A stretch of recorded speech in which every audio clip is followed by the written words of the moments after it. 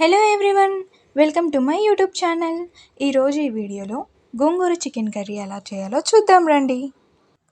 ముందుగా క్లీన్ చేసుకున్న చికెన్ తీసుకోవాలి. అందులో ఉప్పు, పసుపు వేసి బాగా మిక్స్ చేసుకోండి.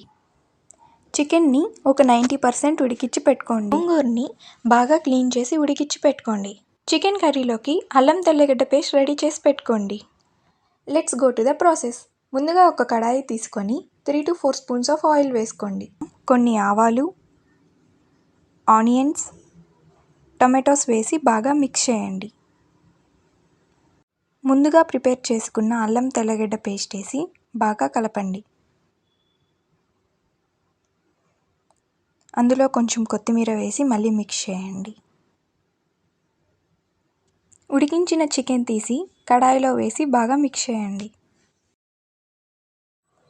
మీ టేస్ట్కు తగ్గట్టు కారం, సాల్ట్, పసుపు, గరం మసాలా వేసి బాగా మిక్స్ చేయండి. ముందుగా ప్రిపేర్ చేసుకున్న గోంగూరని కర్రీలో వేసి బాగా మిక్స్ చేయండి. ఒక 10 to 15 మినిట్స్ ప్లేట్ క్లోజ్ చేసి ఉడకనిచ్చిన తర్వాత ఓపెన్ చేసి మొత్తం ఒకసారి బాగా మిక్స్ చేసుకోండి. లాస్ట్లో గార్నిష్ కోసం కొత్తిమీరని యాడ్ చేయండి. అంతే అండి, yummy gongura chicken curry ready. Do like, share and subscribe to my YouTube channel.